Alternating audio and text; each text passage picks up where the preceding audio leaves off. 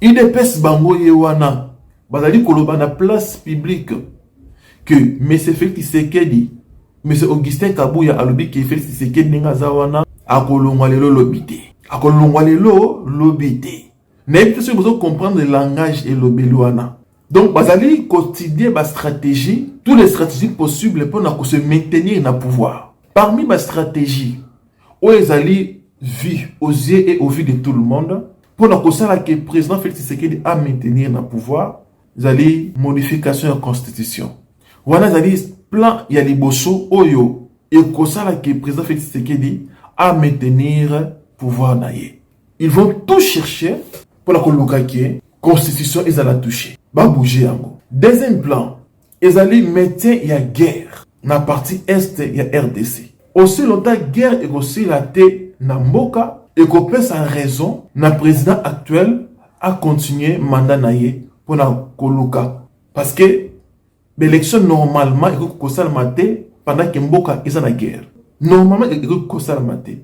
Batama yele o batangi ba professeur ba université mais incapable ya ko résoudre le problème ya peuple congolais na état social na état développement ya mboka.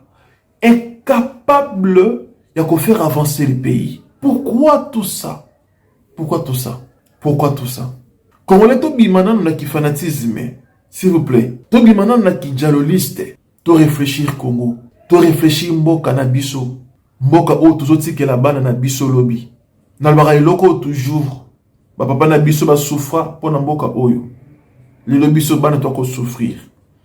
Est-ce qu'on va encore permettre na bana na biso ba souffrir toujours na même makambo? Ya pasi pe ya mawa ezali nini? Bible lobi ceux qui étaient ni moko ya nzoto ezana pasi nzoto mobimba ezana pasi. Mais tout le monde RDC ko organiser ba élection, une grande partie ya mabele na biso privé na droit na bango. Donc pouvoir otinenge côté na place boye bana Nord Kivu, une grande partie va voter. Chose qui ne se fait jamais. Eza babiloko eza na makate. Mboka eza na bitumba. RDC eza en guerre. Na comprendre te guerre ya Nord Kivu. Ba kondi bazo ko faire croire na peuple congolais que bitumba ya Nord Kivu ezali problème ité pour na les restes de la partie ya Congo.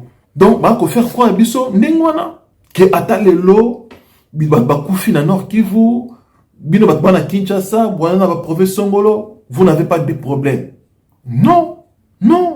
Bon bazo kufa kuna ezali bandietete eza bandeko na biso makila na biso ba congolais. Eza makila na biso ba congolais.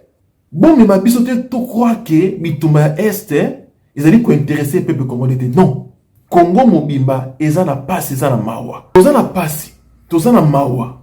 Mais botala batiti ya ba politicien congolais. Batiti na bango ezali kolakisa que c'est comme si mboka na biso eza na problème été. C'est ça batiti ya ba peuple ya ba politicien congolais. Chose ezali regrettable, ezali makambu ya pasi pe ya mawa. Alors congolais cette fois-ci il faut to fongola misu.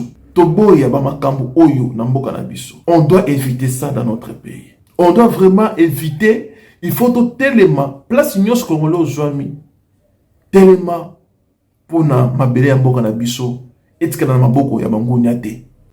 Noti koyoka batiko appliquer peine de mort na mboka na biso likamba peine de mort. Peine de mort. Likamba peine de mort bandeko. Est-ce que Congo lelo zali ko mériter ko mettre en place pratique ya peine de mort? Boko remarquer que ce que na constitution na biso eza côté les mela déjà ba pratique wana ya peine de mort. Constitution na biso. Article ebele ceux qui ozuta kotanga au comprendre que article ebele et telemela makambo ya maltraitance, ba menace de mort, droit de l'homme. Mais pourquoi lelo gouvernement ou soit na mandat ya mibale ya M. Félix Tshisekedi baye kondima ki peuple congolais ayak abana susko assister na makambo ya peine de mort? Moi je pense que le gouvernement ou le régime actuel bazana besoin ya kobangisa peuple congolais. Peuple congolais a lobaté, peuple congolais a réagi, peuple congolais a télématé pour la kobundisa l'injustice, peuple congolais a sa ba dénonciation na ba autorité ya mboka. C'est une façon pour eux ya ko éliminer ba artère politique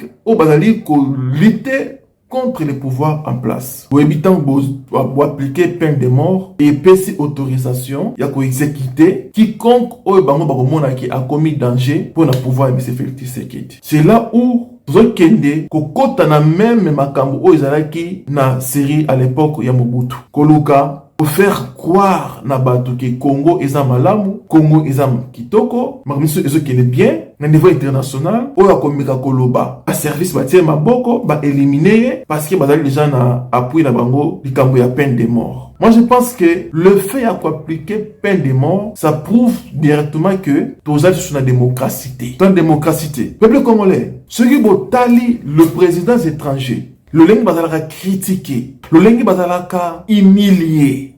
Par exemple, il y a président français a discuté na peuple des individus ba porter accusation fort. Mais c'est ça la démocratie. Vous ne voulez pas que le peuple congolais va dénoncer ma bé. Vous ne voulez pas que le peuple congolais va bêta cette place oyo détournement vol ya ko salema.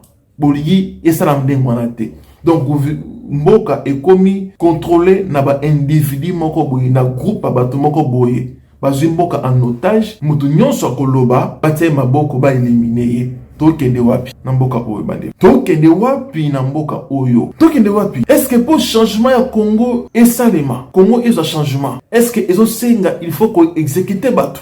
Natuni biso pour Congo ezo changement. Est-ce que ezo senga il faut ko appliquer ba méthode oyo. Pour punir ba ennemi ya Congo. Est-ce que ezo senga il faut peine de mort. Vous pensez que na commettre en place cette pratique qui a peine de mort, ne Congo Nabiso et un changement? Non, laissez tout le monde libre, monsieur Félix Tshisekedi. Boti Kabiso ba Congolais to s'exprimer. Boti Kabiso to réfléchir sur notre pays. Boti Kabiso to loba. Pour na mboka na biso Congo ezali ya biso nyonso tout. Congo ezali ya bato moko boete baba na kwa kizeka bato ke bango ne baza mabe.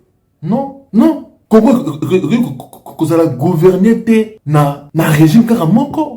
Donc batusu ba lobate, batusu ba réagir te seulement bino kaka nde il faut bopesa ba ordre. L'intimidation, tant que même biso na chana intimidation, c'est-à-dire tout ça na démocratie te comme une dictature.